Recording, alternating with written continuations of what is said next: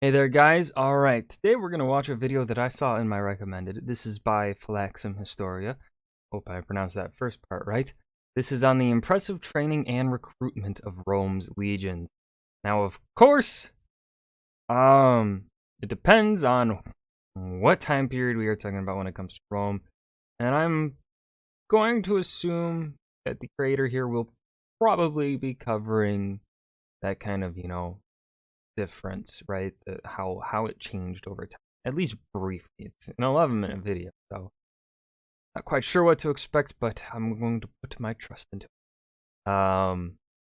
Yeah, got nothing else to add here at the beginning. Let's just go ahead and dive right in. For centuries, the Roman military was feared for its reputation.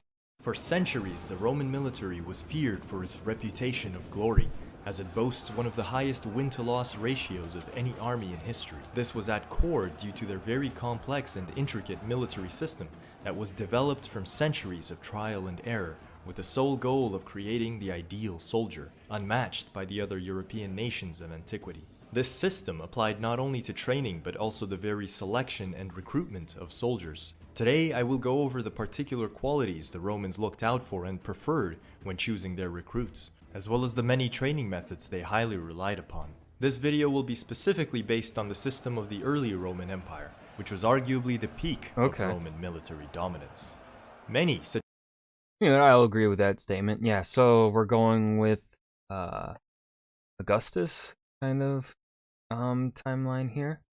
That's what I'm assuming. Such as Vegetius go as far as to believe that one of the biggest reasons for the Roman Empire's deterioration was due to them straying away from this very strict level of recruitment and training. First of all, it is important to understand that the Romans strongly believed that some areas and even nations were better for recruiting than others. I mean, that is a belief that continues to persist even to this day, and it definitely persisted within the British Empire. The British Empire definitely recruited soldiers from certain areas that they believed would be more militaristic-minded people. What was one group? The group in India. Can't remember the name, but like people like the Gurkhas. The British thought of them, the area where the Gurkhas come from, Nepal. That region kind of has a warrior area, warrior people, and then they had other places. They had places in Africa where they felt that there were people that would be warrior people, right?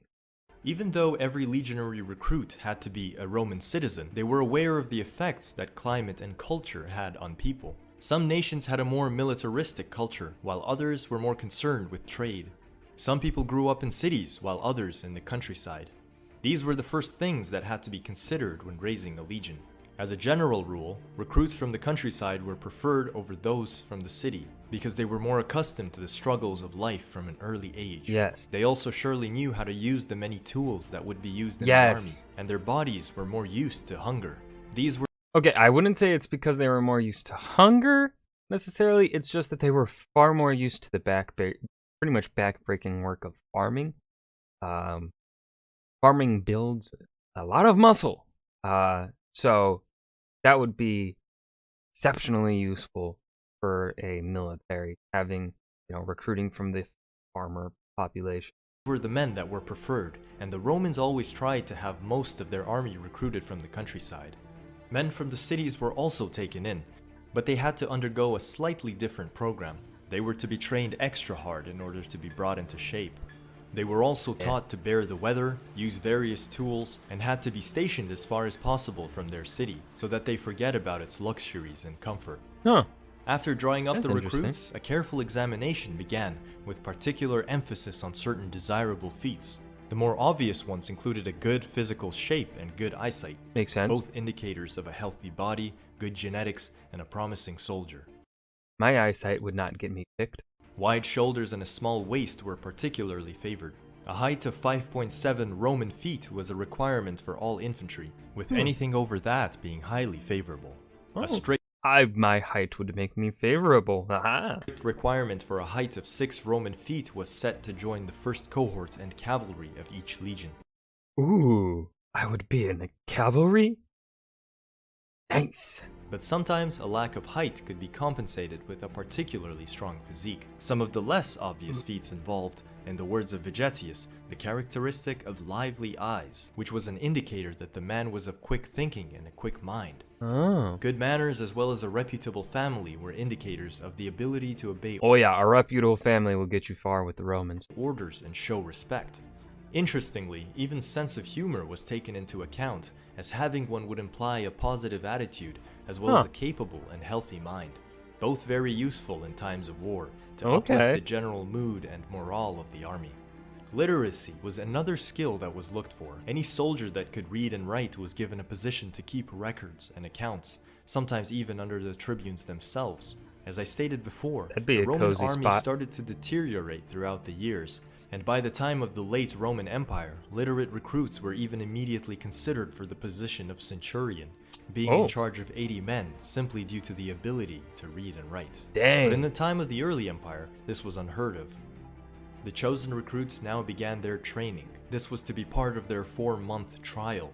Those that wouldn't make it would be rejected, while those that passed it would swear a military vow and become legionaries. At no point during this period were recruits taken into battle if they have not completed this trial. The first skill all recruits were taught was the march. This was the most important in their training, and it had many advantageous side effects for the men. By performing synchronized marches, they were taught the importance of coordination and unit cohesion. The very core of the Roman military was working together. They were not skilled individual soldiers. I mean, sure, they could be deadly probably in one-on-one combat. They were professional soldiers. But the strength of the Roman military lied in how they operated together. Backbone of the Roman way of war. Every week they would perform a long march of 20 Roman miles in just 5 hours, while carrying 60 pounds of equipment on them. They would typically march 10 miles away from the camp, then 10 miles back. Once a while, a forced march was ordered, and the men had to complete 24 Roman miles within the same 5 hours. From their first to last day in the army, the men were constantly taught to maintain straight ranks and a proper distance away from each other, especially when changing formations. They could be ordered to quickly double or triple the depth of the ranks, or form a wedge or a defensive orb formation, all the while maintaining the distance between each other and keeping the ranks straight. This was a lot harder than it might sound, and much practice was needed to perfect this. But no imperial unit would be considered battle-ready without these particular skills. As in today's military, maintaining ranks and marching were the most repeated of their drills. On a larger scale, that is true. Yeah. Proper marching also had its benefits, as it allowed the legion to navigate through tough terrain and quickly deploy for battle, all the while maintaining order in case of an unexpected engagement. It also made it harder for men to desert or get lost from their unit. The next skill that was enforced was rather interesting. All recruits, no matter if they were infantry, cavalry, or even servants, were taught to swim. This also had significant uses, the most obvious being the strengthening of countless muscles throughout the body, as well as a built-up immune system for cold weather. Oh wait, are they really having them swim in the armor? Or is this like part of a battle and not a painting of training? Weather and disease. The more interesting use for swimming was their techniques of dealing with floods or crossing rivers. I plan to dedicate an entire video solely on the many techniques the Romans used to accomplish this, as many of them were beyond fascinating and truly Roman engineering. Fucking insane. Deserve a video of their own. It is only now that the recruits will begin their real combat training. They will each use a wooden practice gladius and scutum to practice various drills, like quickly sprinting forward to deliver a blow, then quickly lowering back behind the shield, or practicing chains of attack. Despite the gladius's fairly capable ability to slash, the recruits were taught to stab with it instead. Yes. This was due to several interesting reasons. Firstly, when performing a stab, less of the arm is exposed to the enemy than if they were to slash with it. Secondly, a stab is a lot more comfortable to perform than a slash in a typical Roman tight form. I mean, I would say you can't even really slash at all in the typical Roman. I mean, because you got your buddy's shield right next to you, and you're gonna poke out between a hole. You can't get a slash in. Can't get a slash in between, really. You just gotta go. Formation, as it limits the possibility of wounding fellow soldiers nearby. Oh, And that's a good thirdly, point, a too. slash is more likely to be stopped by armor or bones, making it very difficult to land a lethal blow. That is also true. Yeah, because chain, like typical armor around this time, would be very good at. I mean, also like stabs penetrate armor because of physics, because of the way the point is, and then I don't know how to explain physics. I know what I'm saying in my head, but I don't know how to say it out. But a slash covers a wider area, and because it covers a wider area, it makes it easier. It'll hurt less, too. Like does less damage because the damage is spread over a wider area, whereas a stab, very centralized point, so it's easier to penetrate armor that way. With a stab, however, a cut no deeper than 2 inches is more than enough to prove lethal. Furthermore, you wouldn't need a lot of force to perform such a stab, so it saves a lot of energy in combat and is a big factor to why the legions were known to have unrivaled stamina in battle. That is a good fact point. is that the wooden gladius and scutum that the Romans used for practice would be twice the weight of their original counterparts. This was purposely done to increase muscle growth, as well as comfort, accuracy, and speed when using the originals in real combat.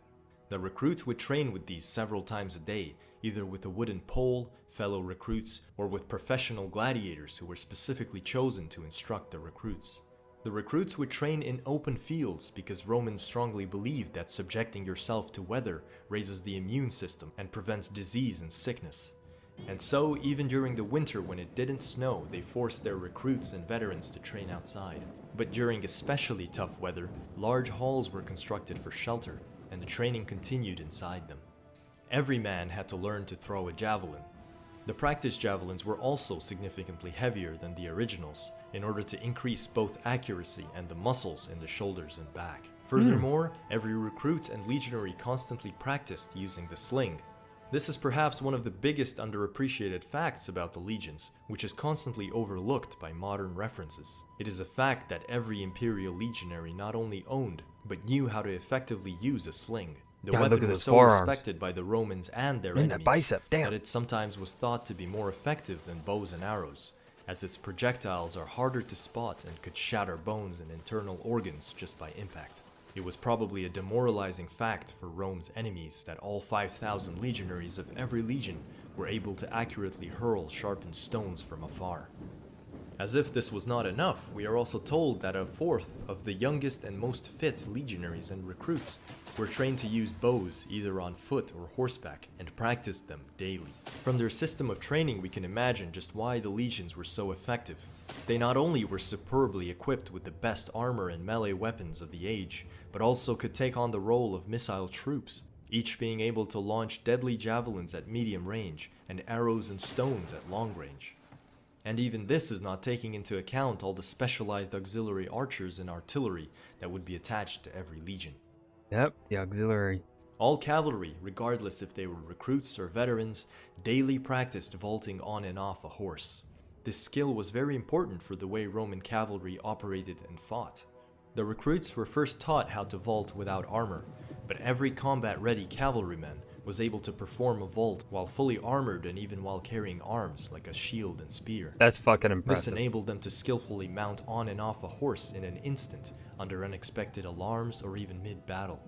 As the infantry performed its weekly marches, the cavalry was expected to march with them the same distance, but they were expected to constantly execute small drills while on march, like charging forward only to retreat and regroup back into formation, or practicing various maneuvers and scouting ahead. To get the cavalrymen and horses even more comfortable with each other, they were purposely tasked to march through tough, uneven terrain. It was common, for example, for both infantry and cavalry to perform their weekly marches by scaling mountains. As you could probably tell by now, Training was done extensively Oh. to both recruits and veterans, the only difference being that veterans were allowed to train for combat only once a day, while the recruits did it more than once, typically in the morning and afternoon. The recruits would also have to dig trenches and collect wood throughout the days. This whole system of training would be very difficult for the recruits, and many would not make it past this initial 4-month trial. Only the performance of the veterans would have shown them that this new way of life was possible and achievable. After completing 4 months of continuous drills, the recruits had to make a military oath and were branded with a symbol on their hands, most probably with a hot iron. This would be their final day as recruits, and they could now consider themselves legionaries. But any experienced general would still see them as recruits, as it is one thing to pass the drills and trial, and another to execute them in the chaos of battle and not flee. Nevertheless, these drills were the core of the training that the legionaries repeated for all 20 years of their service. I'd like to give a warm thanks. This was a pleasant surprise for my... Usually my recommended doesn't actually recommend me all that interesting history videos, honestly. Which I find weird, but yeah. This was a really well-made video, well-paced, and the information was very good. I have no complaints here. Yeah, this was the impressive training and recruitment of Rome's legions. I hope you guys enjoyed. Remember to hit that like button and subscribe for more, and I will see you guys in the next video. Peace.